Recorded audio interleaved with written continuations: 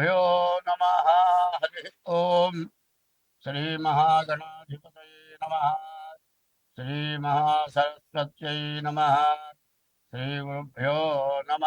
హరి ఓం.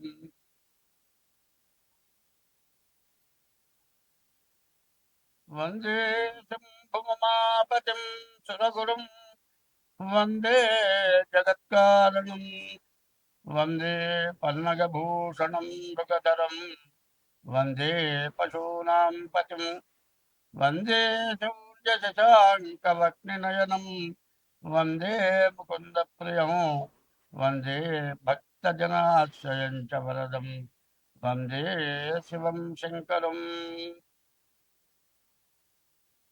అసలైన విషయం చెప్పుకోవాలి. విష్ణుమూర్తి ఏమో సర్పం మీద పడుకున్నాడు. శివుడేమో సర్పాన్ని ఒక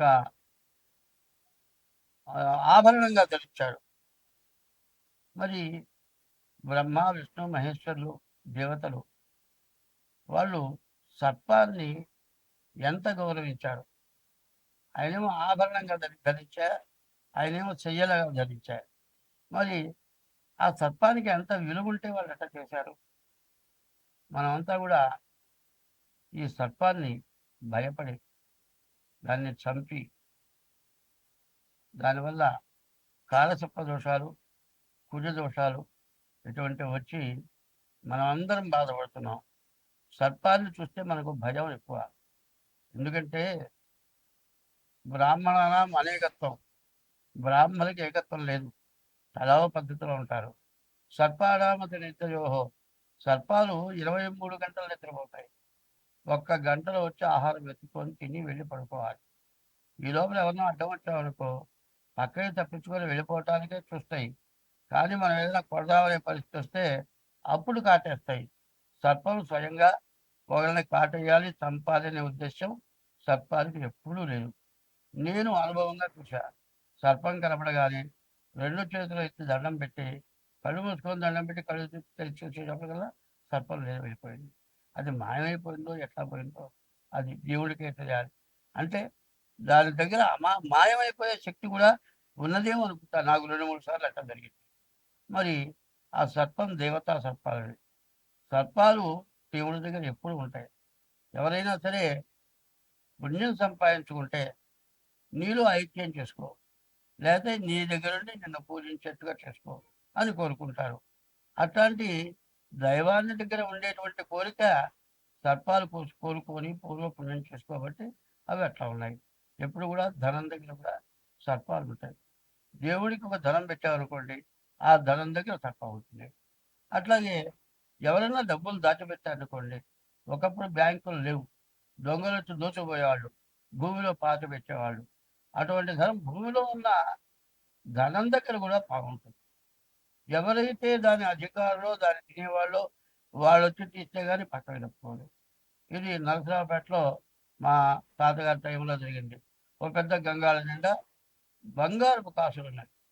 కాసులుంటే అప్పుడే 3 తరాలు అయిందిట. ఎవరు అక్కడ పోగానే బస్సును పాములు వేస్తుంది. దాన్ని వదిలిపెట్టి 3 తరాలు వాళ్ళు ఉంచుకున్నారు. 4వ తరంలో చిన్నపిల్లాడు, వాడు పోయి అక్కడ పోయి డబ్బులు తీసుకుంటే పక్కకి తప్పుకుండేట. వాడు జేబులో వేసుకొని పోయి స్కూల్లో చదువుకుంటూ బయట పిల్లలు కొనుక్కుంటారు, జీడీలు పప్పు చెక్క ఇట్లాంటివి అమ్ముతారే, వాళ్ళకి కాసులు ఇచ్చి కొనుక్కునేవాళ్ళు. వాళ్ళు ఆనందంగా కాసులు కాజేసేవాళ్ళు. ఓ రోజు వాడు చొక్కా అది ఉతుకుతుంటే ఒక కాసు బయట పడదుగా. అదే నీకు ఎక్కడి నుంచి వచ్చింది అంటే దాంట్లో నుంచి తీసుకున్నాను. అమ్మ పాము కలుస్తుందంటే కరవదు చూడు నేను చెప్తాను పోయి తెచ్చాడు. దాని జోలి రాదా. అప్పుడు వాళ్ళంతా ఆ బంగారం అంతా పంచుకున్నారు. అట్లాగే దైవం ఎంత గొప్పవాడో అట్లాగే సర్పం కూడా అంత విశేషమైన గొప్పది. ఎట్లా అంటే మనిషి చచ్చిపోకుండా, ప్రాణం పోకుండా ఎన్నాళ్ళు గుట్టగుట్టలాడుతూ మంచంలో ఉండిపోయి నోట్లో పోస్తే గుట్టకేస్తాడు. ఇది కూడా మంచంలో పోస్తూ ఉంటాడు. అటువంటి వాడికి పాము విషం పెడతారు మందుగా, అది పెడితే బతుకుతాడు. అట్లా చాలా జరుగుతున్నాయి. ఇప్పుడు చూడండి, ఎయిడ్స్ వ్యాధికి వచ్చేప్పటికల్లా పాము విషమే ఎయిడ్స్ వ్యాధికి వాడుతున్నారు. ఇది కూడా కాకుండా ఈ తేలు మందు కొన్ని వ్యాధులు వచ్చినాయి. ఏది కుష్ఠరోగం లాంటి వ్యాధులు, అటువంటి వాటికి తేలు మందు వాడుతున్నారు. కాబట్టి భగవంతుడు యొక్కని నమ్మేవాడు ఎవడైనా సరే ప్రతి జీవరాశి దైవంగా నమ్ముతారు. ప్రతి జీవరాశిని కూడా దైవంగా నమ్ముతారు. కాబట్టి ఏ జీవరాశిని చంపకూడదు. మనం వదిలిపెడితే దాని దారిన అది వెళ్ళిపోతుంది. ఇంట్లోకి వచ్చిన పాము కూడా దాని దారిన వెళ్ళిపోయిన రోజు నాకు జరిగింది. మా ఇంట్లో మా అమ్మాయి గారింట్లో దాదాపు 2 బార్ల పాము కలిపేసారు, అయిపోయింది. దాన్ని కొట్టించాలంటే 5 నిమిషాలు పట్టదు. 10 మంది వస్తారు, కొడతారు. ఒక ఆడ మనిషి ఉంది, అది ఒక్కటే పాము చంపుతుంది. మరి వెళ్ళి కూడా అనుభవపూర్వకంగా చెబుతున్నాను. ఇది చెప్పింది ప్రతి రాశిలో కూడా వెయ్యాలి. ఎందుకంటే పాము జోలికి ఎవరు పోవద్దు. పాము జోలికి పోయినట్లయితే కాలసర్పయోగం, కుజదోషం, కాలసర్పదోషం, కుజదోషం వస్తుంది. అందువల్ల పాముని చంపిన వాళ్ళందరికీ కూడా పెళ్లి కాకపోవటం, పెళ్ళైతే భార్యాభర్తలకు అనుకూలత లేకపోవటం, గర్భిణీలు పోవటము, పుట్టిన పిల్లలు ఏదో రకమైన అవయవం లోపము, లేకపోతే కళ్ళు కాళ్ళు ఏదో రకం తక్కువ ధనం, బాగా ఆరోగ్యంగా అంతా బాగున్నాడు అనుకోండి, వాడు పూర్తిగా చదవలేడు. అట్లా ఏదో రకమైన ఆ పావును చంపిన ఆ పాము శాపం తగిలి ఆ పాము వల్ల చాలామంది ఇబ్బంది పడుతున్నారు. కాబట్టి దీన్ని అందరికీ తెలియపరచాలి అనే ఉద్దేశంతో ముందుగా ఇది చెబుతూ ఉన్నాను. ఇది ప్రతి రాశికి కూడా జత చేయమని మరి కమిటీ మీ దీవెనలను కోరుతూ ఉన్నా. 2026 సంవత్సరం 2026 సంవత్సరం 5వ రాశి సింహరాశి, 5వ నెల మే నెల, 2 ఒకటేని. మే నెల 5, మరి సింహరాశి 5. ఈ సింహరాశి కూడా కర్కాటక రాశి కంటే సింహరాశి గొప్పది. ఎందుకంటే నవగ్రహాలు 9. 9 గ్రహాల్లో సూర్య చంద్రులు అనేవాళ్ళు లేకపోతే మిగతా గ్రహాలు ఎందుకు పనికిరావు. సూర్య చంద్రుల వల్లే ఏదైనా మంచి జరుగుతుంది. అటువంటి సూర్య చంద్రుల్ని గ్రహణం వస్తే వాళ్ళని బాధిస్తున్నారు రాహుకేతువులు. అయితే మంచి వాళ్ళకి ఎప్పుడూ బాధలు ఎక్కువ. సూర్యుడు ఎటువంటి వాడు? నిత్యం కనపడే దైవం ఎవరంటే సూర్యుడు. మరి ఇండియాలో దేవుడు, మరి రష్యాలో సూర్యుడు, అమెరికాలో సూర్యుడు, ఇటలీలో సూర్యుడు, ఇంగ్లాండ్లో సూర్యుడు, ఇంతమంది సూర్యుడు ఉన్నారా? ప్రపంచాన్ని మొత్తానికి ఒక్కడే సూర్యుడు. హిందువులు సూర్యుని చంద్రుని చూసి పండుగ చేస్తున్నారు. అట్లాగే ముస్లిమ్స్ సూర్యుని చంద్రుని చూసి పండుగ చేస్తున్నారు. మరి క్రిస్టియన్స్ సూర్యుని చంద్రుని చూసే వాళ్ళు పండుగలు చేసుకుంటున్నారు. అయితే నా మతం వేరు, నా మతం గొప్పది, నీ మతం తక్కువ అని కొంతమంది అంటూ ఉంటారు. ఇది కనుక తెలుసుకుంటే సూర్య చంద్రులతోటే మనం అంతా బతుకుతున్నాము. సూర్య చంద్రులు లేకపోతే మన పరిస్థితి చాలా ఇబ్బంది. గ్రహణం, సూర్యగ్రహణం వచ్చినా, చంద్రగ్రహణం వచ్చినా విపరీతమైన నష్టం జరుగుతుంది అని ఎవరైనా తెలుసుకుంటే ఏ మతాన్ని, ఏ వ్యక్తిని ద్వేషిస్తారు. ఎందుకంటే సింహరాశి అంటే రాశి ఇంకోట్లేదు. ఎట్లా అంటే అమ్మవారికి వాహనం సింహం. సింహం అడవికి అధ్యక్షుడు, అడవికి రాజు.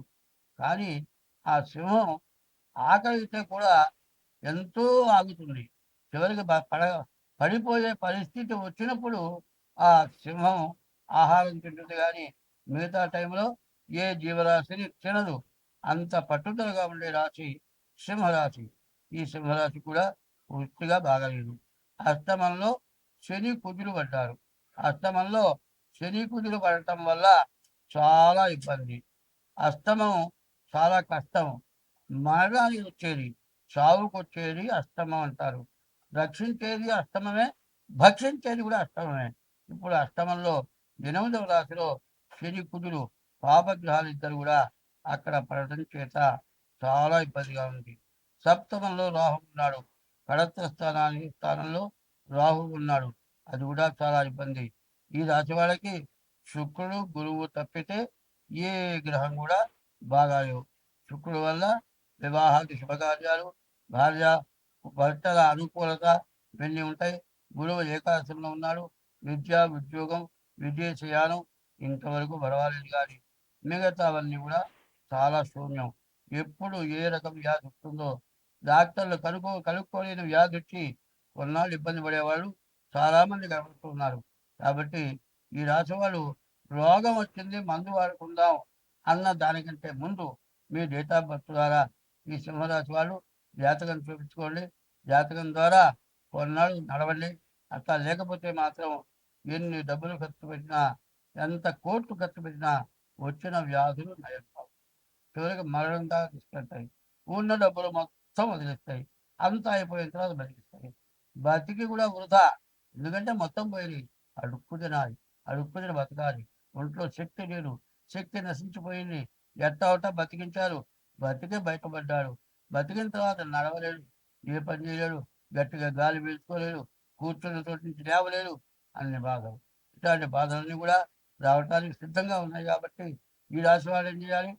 వెంటనే మీ డేట్ ఆఫ్ బర్త్ ద్వారా జాతకం చూపించుకోండి. తారీఖు, నెల, సంవత్సరం, టైము ఇవన్నీ ఉండాలి. ఇది కాకుండా మీరు డేట్ ఆఫ్ బర్త్ లేకపోతే హస్త సాముద్రిక ద్వారా మీ జాతకం చూపించుకోండి. అట్లా చేస్తే బాగుంటుంది. కానీ ఎప్పుడు కూడా ఏదో చెబుతున్నారు, ఈ జాతకాలు అంబక్కు అని చెప్పేవాళ్ళ మాటలు వినబాకండి. ఇదంతా ఎవరి సృష్టి కాదు, అనాది నుంచి వచ్చింది. వేదంలో భాగం జ్యోతిష్యం. ఈ జ్యోతిష్యాన్ని నమ్మవద్దు. డబ్బుల కోసం చెబుతున్నారు అని ఎప్పుడు అనుకోబాకండి. ఇప్పుడు నాకు 80 సంవత్సరాలు. ఇన్ని సంవత్సరాలు దీని మీదే జీవితం మొత్తం ధారపోసా. దీన్నే చదివా. దీంట్లో మంచి ఏదో తెలుసుకున్నా.